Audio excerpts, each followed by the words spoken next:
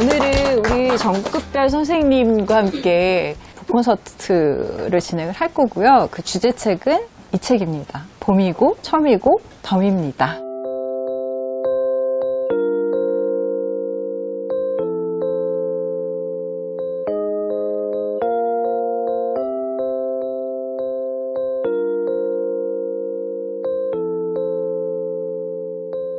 시집을 낸 지가 3개월 채 안 되나 봐요. 그래서 아직은 조금 따끈따끈한 시집이고요. 뭐든지 이렇게 새로 뭔가를 장만하면은 두루두루 이렇게 같이 나누고 싶고 혹은 어떻게 읽으셨나 궁금도 하고 해서 이 시집을 가져왔고, 이 시집을 이제 읽으실 때는 키워드는 일단은 모 한글이 우리의 모잖아요. 그다음 두 번째는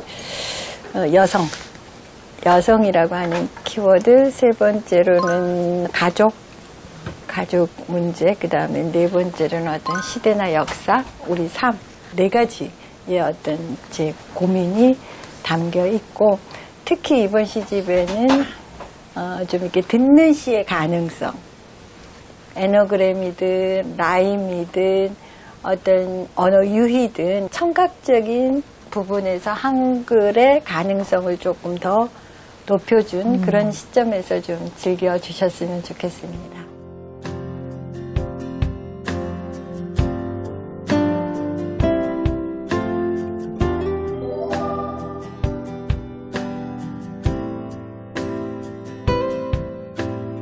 선생님께서 시인이 직접 읽는 시를 한번 낭독으로 들어볼까 해요. 예. 어떤 시 들어볼까요?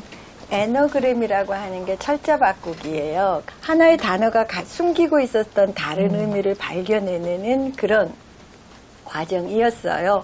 발견의 기쁨이잖아요. 저는 이제 여기서 어떤 우리가 기존에 알고 있던 단어의 의미가 아니라 다른 단어가 품고 있었던 그 뜻이 재밌었던 것 같아요. 그렇게 에너그램이 되는 시들, 그 단어들만 가지고 쓴 시들이에요. 한번 읽어봐 드리겠습니다.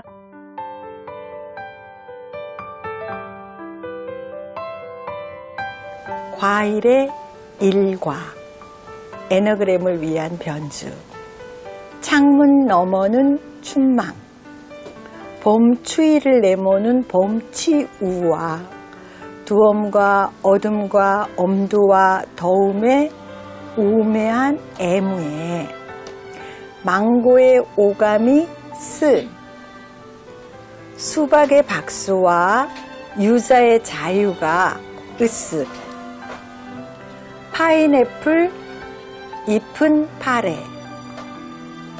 이상의 레몬은 이상의 메론 앵두는 웅대하고 자몽은 종마답지 오렌지 하나 한낮의 애로 신이한 시인들이 옥중에 매단 어언의 언어 지구의 주기에 따라 다른 채도로 초대된 서정의 정서.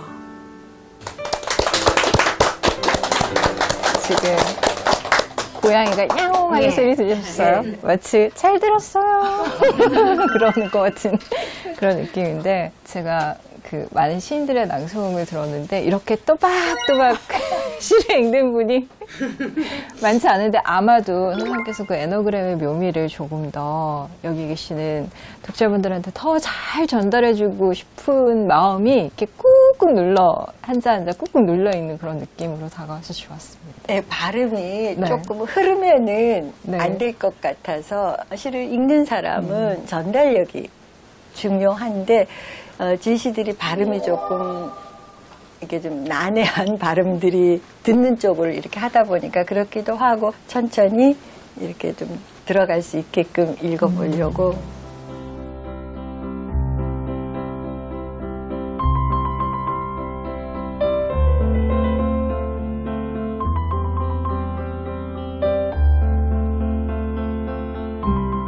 독자분 중에 또 선생님 시를 낭송해 주실 분이 있으실지, 어떤 분 낭송해 주시겠어요?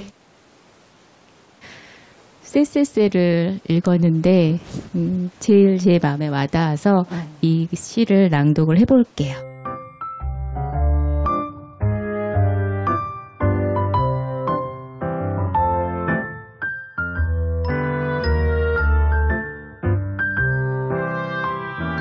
쎄쎄쎄라고 읽으시는 분은 시를 좀 더 이해하신 거고 새새새 이렇게 읽으시면 처음 보시는 분이고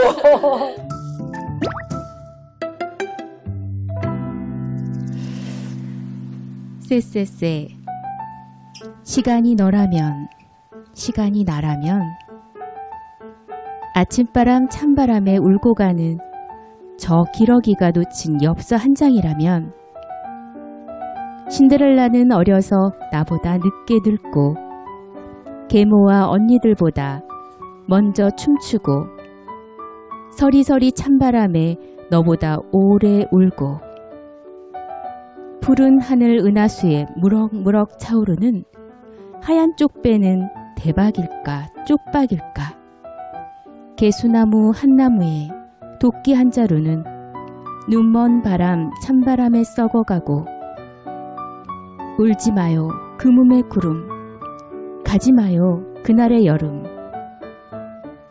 너랑 나랑은 그렇게 빨리 서로에게 털린 두 손을 백기처럼 내밀고 그래도 다시 쎄쎄쎄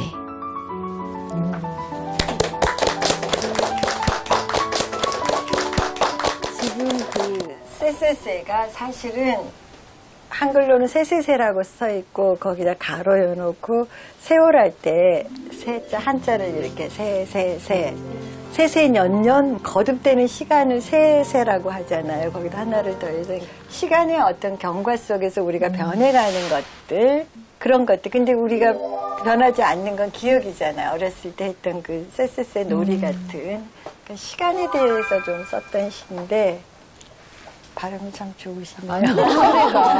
목소리가 너무 꾀꼬리 같으세요. 맑으세요. 아 감사합니다. 이걸 노래로 부를까 고민했다가 아니 저는 사실은 시를 쓸 때 그게 있었어요. 그러니까 아침바람 찬바람에 울고 가는 저 기러기는 이렇게 읽었으면 좋겠다.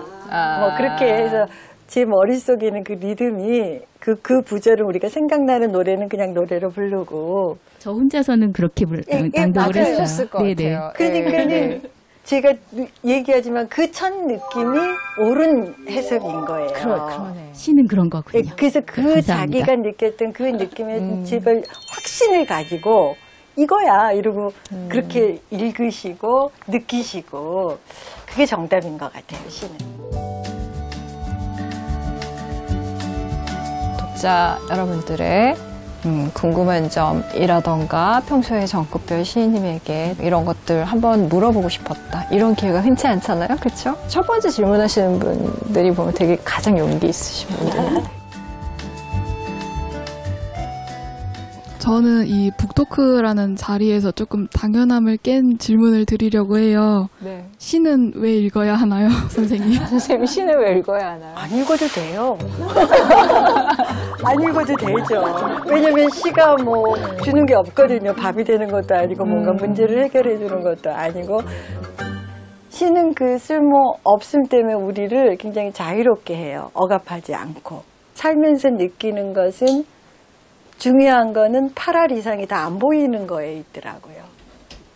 사랑, 뭐 신념, 믿음, 희망, 절망 이런 게 다 안 보이는 것들이잖아요. 그런데 우리가 인간인 이상 그 안 보이는 것들을 간과하면은 인간은 아니게 되는 비인간이게 되거나 사물화돼 버리거나 그런 것 같아요. 그래서 시야말로 안 보이는 사랑의 나라를 들여다볼 수 있고 보여줄 수 있고 그게 존재하고 있고 우리 삶에서 얼마나 중요한가를 일깨워주는 것 같고 공감이나 소통으로 이어지는 거예요. 그 능력이 다 시를 우리가 대할 때 필요한 능력들이에요. 그 시인님의 시를 보면 개그 본능이 있는 것 같아요. 맞아요. 네. 재밌으세요. 예, 맞아요. 거의 뭐 아재 개그의 끝판왕 정도. 제 개그. 예, 근대 시를 패러디한 것도 있고, 쎄쎄쎄도 좀 패러디하고 그랬는데, 근데 또 한편으로 보면 되게 울적하기도 하고, 뭔가 가슴이 찡하기도 하고, 그렇거든요. 그게 의도하신 건가요? 이 세상이 사실은 너무 힘겹고 존재 자체가 어떤 비애스러운 어떤 존재라면은 그것이 계속 무겁기만 했을 때 저는 숨이 막혀서 못 견디겠는 거예요. 그랬을 때 제가 이제 치고 올라와서 별거 아니야. 그때 이제 개그 본능이, 캔디 본능이라든가 순학질 여사 같은 뭐 화도 내고 그런 본능이 나오는 것 같아요. 그래서 그거는 제가 삶을 살아내고 견뎌내고자 하는 어떤 균형 감각이고 사실은 시에 대해서도 제가 가지고 있는 그런 태도인 것 같아요. 자세. 그러니까 한쪽으로 기우는 걸 제가 힘들어하는 것 같아요. 굉장히.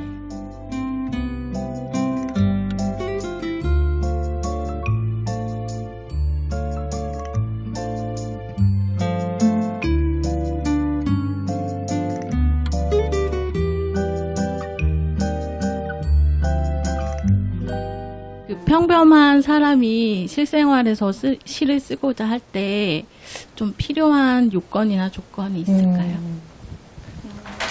끈기요.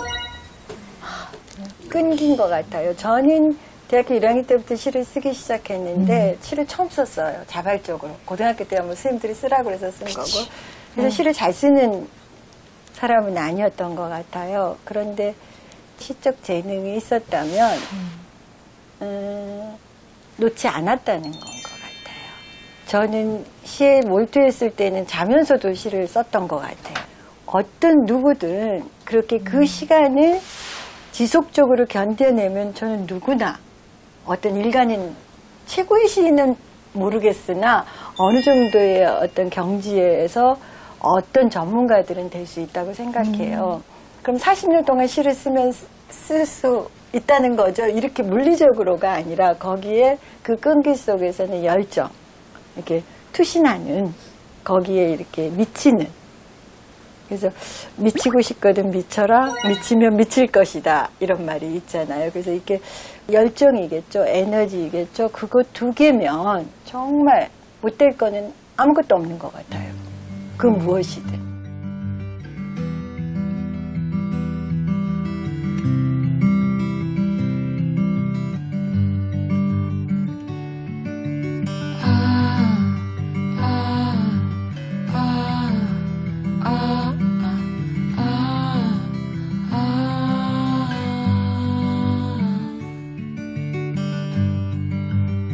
Looking at the sea again, tides they rise and fall and then they rise again. Mala floats like a feather in the wind. Catch me if you can, catch me. 선생님께서 추천해 주신 책이 어떤 책이 있을지. 최근에 네. 가기 전에 쓰는 시들 그래놓고 이렇게 글들이에요. 허수경 시인의 유고집이에요.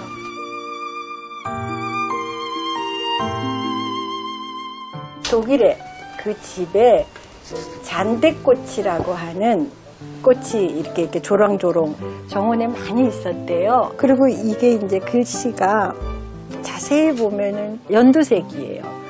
그런데 이게 이제 49제 때 김민정 시인이 보라색 꽃을 태웠는데 그때 이 연두빛이 올랐다는 거예요. 그거를 자기는 표현해보고 싶었다고 해요. 여기가 시들 하면서 글들이라고 바꿨잖아요. 일기예요. 돌아가시기 전까지 한 5, 6년의 일기인데 어디를 읽거나 사실은 정말 저에게 여러분들에게 많은 어떤 울림을 줄 수 있는 이 시를 그리고 허수경을 저도 추모하고 기리는 마음에서 추천해 드립니다.